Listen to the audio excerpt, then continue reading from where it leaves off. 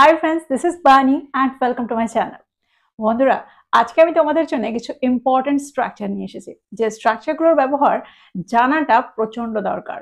এই স্ট্রাকচারগুলোর সাহায্য না নিয়ে আমরা প্রায় সেন্টেন্স তৈরি করতে পারি না। প্রত্যেকটা কনভারসেশনে আমরা এই স্ট্রাকচারগুলোকে ব্যবহার করে থাকি। আর এগুলোকে নিয়ে আমরা বেশ কনফিউজড থাকি যে সেন্টেন্সে এগুলোকে আমরা ঠিক কিভাবে ব্যবহার করছি। কারণ একটা স্ট্রাকচারকে আমরা সেন্টেন্সে বিভিন্নভাবে ব্যবহার হতে দেখি। তো আজকে আমরা এই ধরনেরই কিছু ইম্পর্টেন্ট স্ট্রাকচার দেখতে চলেছি। প্রত্যেকটা স্ট্রাকচারকে খুব মন দিয়ে বোঝার চেষ্টা করো। আমি প্রত্যেকটার সাথে এক্সাম্পল দিয়ে তোমাদেরকে বুঝিয়ে দেওয়ার চেষ্টা করব সেন্টেন্সে আমরা এগুলোকে কি করে ব্যবহার করতে পারি। তো আজকের ভিডিওটাও কিন্তু খুবই ইম্পর্টেন্ট, খুবই ফ্রুটফুল হতে চলেছে। তোমরা কোথাও যাবে না, আমার সাথে ভিডিওটা একদম শেষ পর্যন্ত থাকবে। যা চ্যানেলে নতুন অর্থাৎ প্রথম ভিডিও দেখছো তারা প্লিজ চ্যানেলটাকে সাবস্ক্রাইব করে নিও, তাহলে যখনই আমি ভিডিও আপলোড করবো তোমরা নোটিফিকেশন পেয়ে যাবে। তার দেরি না করে চলো শুরু করা যাক আজকের ভিডিও। সবার আগে আমরা যে স্ট্রাকচারটা দেখবো সেটা হলো অ্যাট দিস টাইম। দেখো অ্যাট দিস টাইমের অর্থ হলো এই মুহূর্তে বা এখন। অ্যাট দিস টাইমকে আমরা সেন্টেন্সে দুভাবে ব্যবহার করতে পারি। সবার আগে আমরা দেখবো এই মুহূর্তে বোঝাতে। দেখো এই মুহূর্তে বোঝাতে আমরা সেন্টেন্সে রাইট নাও এর জায়গায় অ্যাট দিস টাইমকে ব্যবহার করতে পারি যখন সেন্টেন্সটা একটু ফর্মাল সেন্টেন্স হয়। ফর এক্সাম্পল, যদি আমি বলি এই মুহূর্তে আমি ব্যস্ত আছি, at this time I'm busy, at this time I'm busy।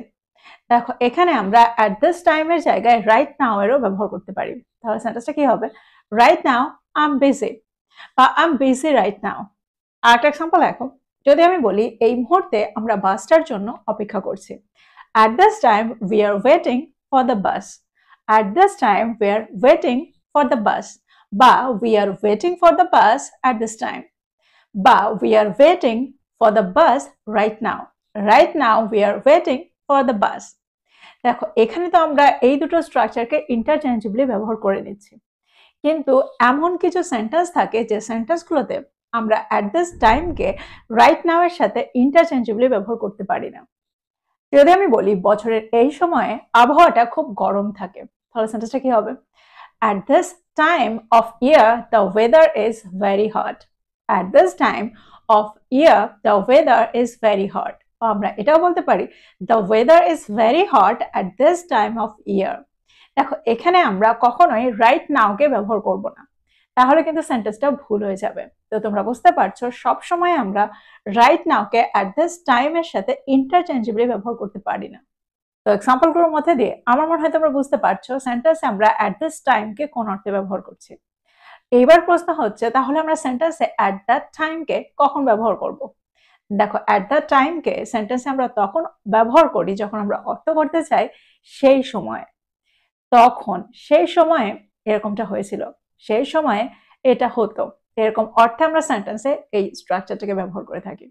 For example, যদি আমি বলি সেই সময় আমরা একটা ছোট্ট গ্রামে থাকতাম বা একটা ছোট্ট গ্রামে বাস করতাম, at that time we lived in a small village, at that time we lived in a small village বা we lived in a small village at that time।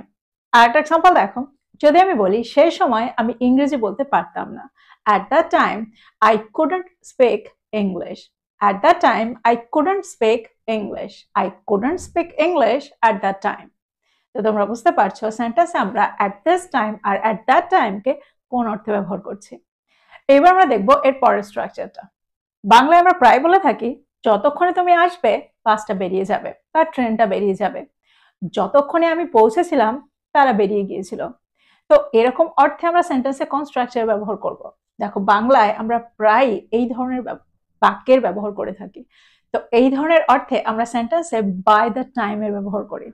Example দেখো, যদি আমি বলি আমি যতক্ষণে পৌঁছেছিলাম তারা বেরিয়ে গিয়েছিল, by the time I arrived they had left বা আমরা এটাও বলতে পারি by the time I arrived they had already left বা আমরা এভাবেও সেন্টেন্সটাকে সাজাতে পারি they had already left by the time I arrived।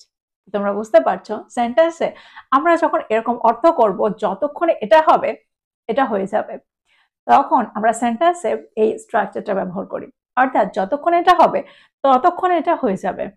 আরেকটা এক্সাম্পল দেখো, যদি আমি বলি অতিথিরা যতক্ষণে পৌঁছেছিল আমি রান্না শেষ করে ফেলেছিলাম, by the time the guest arrived I had finished the cooking by the time the guest arrived I had finished the cooking, বা আমরা এটাও বলতে পারি I had finished the cooking by the time the guest arrived। এই সেন্টেন্সটাকে যদি আমরা একটু অন্যভাবে বলি তাহলে সেন্টেন্সটা কেমন শোনায়, আর তখন আমরা সেন্টেন্সটাকে কিভাবে তৈরি করব। যদি আমি বলি যতক্ষণে অতিথিরা আসবে আমি রান্না শেষ করে ফেলবো, তাহলে সেন্টেন্সটা কি হবে? দেখো তখন আমরা সেন্টেন্সে ফিউচার পারফেক্ট টেন্সের ব্যবহার করব। দেখো স্ট্রাকচারটাকে আমরা সাধারণত পারফেক্ট টেন্সে ব্যবহার করে থাকি। তো যদি আমি বলি অতিথিরা আসার আগে আমি রান্না শেষ করে ফেলবো, তাহলে সেন্টেন্সটা কি হবে? By the time the guests arrive, I will have finished cooking. আরেকটা এক্সাম্পল দেখো, যদি আমি বলি যতক্ষণে আমরা প্রকল্পটা শেষ করব ডেডলাইনটা বা সময়সীমাটা পেরিয়ে যাবে। By the time we finish the project, the deadline will have passed. By the time we finish the project, the deadline will have passed. তো তোমরা বুঝতে পারছো সেন্টেন্সে আমরা স্ট্রাকচারটাকে কিভাবে ব্যবহার করছি, কোন অর্থে ব্যবহার করছি। যতক্ষণে এটা হবে এটা হয়ে যাবে, যতক্ষণে এটা হয়েছিল ততক্ষণ এটা হয়ে গিয়েছিল, এরকম অর্থে আমরা সেন্টেন্সের স্ট্রাকচারটাকে ব্যবহার করছি। এবার আমরা দেখব এর পরের স্ট্রাকচারটা। এবার যে স্ট্রাকচারটা আমরা দেখব সেটা হলো বাই দিস টাইম।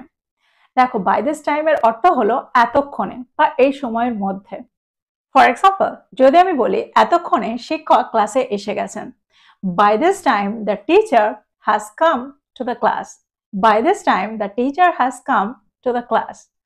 এবার তোমাদের মনে একটা প্রশ্ন আসতে পারে, এখানে কি আমরা বাই নাও এর ব্যবহার করতে পারি? এতক্ষণে বোঝাতে আমরা সেন্টেন্সে বাই নাও কেও ব্যবহার করতে পারি। ইয়েস, এখানেও আমরা এই দুটো স্ট্রাকচারকে ইন্টারচেঞ্জেবলি ব্যবহার করতে পারি, কিন্তু সব সময় নয়। এবার আমরা দেখব এই সেন্টেন্সগুলোতে আমরা বাই নাও কে কি করে ব্যবহার করছি। দেখো এখানে এই সেন্টেন্সটাতেই আমরা বাই নাও কে ব্যবহার করতে পারি। আমরা এটাও বলতে পারি the teacher has come to the class by now. By now the teacher has come to the class. আর একটা এক্সাম্পল দেখো, যদি আমি বলি এতক্ষণে তারা বাড়িতে পৌঁছে গেছে, by this time they have reached home. বা আমরা এটাও বলতে পারি they have reached home by this time. They have reached home by now. By now they have reached home.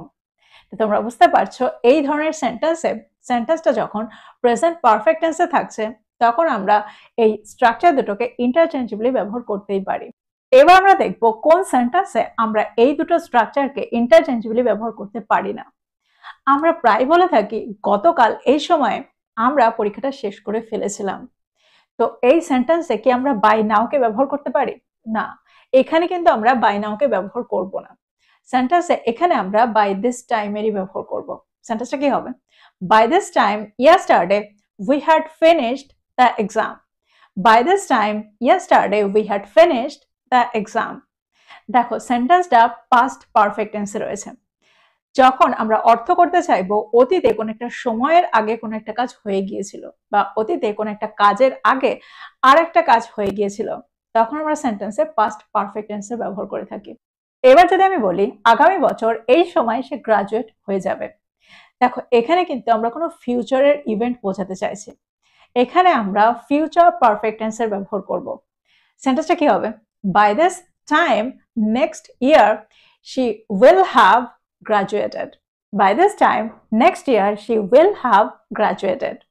তো তোমরা বুঝতে পারছো সেন্টেন্সে আমরা এই স্ট্রাকচারটাকে ঠিক কিভাবে ব্যবহার করছি আর কোথায় আমরা এই দুটো স্ট্রাকচারকে ইন্টারচেঞ্জেবলি ব্যবহার করছি না। এবার আমরা দেখব বাই দ্যাট টাইমের ব্যবহার। দেখো বাই দ্যাট টাইমকে আমরা সেন্টেন্সে তখন ব্যবহার করি যখন আমরা অর্থ করতে চাই ততক্ষণে বা সেই সময়ের মধ্যে। দেখো সেন্টেন্সে ততক্ষণে বোঝাতে আমরা বাই দেন কেও ব্যবহার করতে পারি। এই দুটো স্ট্রাকচারের মধ্যে সামান্য একটু পার্থক্য রয়েছে। বাই দ্যাট টাইমের ব্যবহার আমরা সেন্টেন্সে একটা স্পেসিফিক টাইমের মধ্যে বোঝাতে, বেশি নির্দিষ্টভাবে বোঝাতে ব্যবহার করে থাকি। আর বাই দেনকে আমরা ইনফর্মাল সেন্টেন্সে বা অতটা নির্দিষ্টভাবে বোঝাতে ব্যবহার করি না। ততক্ষণে সেই সময়ের মধ্যে বোঝাতে আমরা দুটোকে ইন্টারচেঞ্জেবলি প্রায়ই ব্যবহার করে থাকি। এক্সাম্পল দেখো, যদি আমি বলি ততক্ষণে সে অফিস থেকে বেরিয়ে গিয়েছিল, by that time she had left the office. She had left the office by that time. By then she had left the office. She had left the office by then. একটা example দেখো, যদি আমি বলি ততক্ষণে আমি ইংরেজি শিখে নিয়েছিলাম, I had learned English by that time. I had learned English by then. By then, I had learned English. তো তোমরা বুঝতে পারছো সেন্টেন্সে আমরা স্ট্রাকচারটাকে কিভাবে ব্যবহার করছি। আমরা প্রায় বলে থাকি ততক্ষণে বৃষ্টি থেমে গিয়েছিল। By then, the rain had stopped. বা the rain had stopped by then. বা আমরা এটাও বলতে পারি by that time, the rain had stopped. The rain had stopped by that time. তোমরা বুঝতে পারছো সেন্টেন্সে আমরা এই দুটো স্ট্রাকচারকে কোন অর্থে ব্যবহার করছি। যদি আমি বলি আজকের মধ্যে আমাকে আমার বাড়ির কাজটা শেষ করে ফেলতে হবে, এখানে আমরা সেন্টেন্সে কোন স্ট্রাকচার ব্যবহার করব? আজকের মধ্যে বোঝাতে আমরা সেন্টেন্সে বাই টুডে ব্যবহার করব। সেন্টেন্সটা কি হবে? I have to finish my homework by today. I have to finish my homework by today. By today, I have to finish my homework.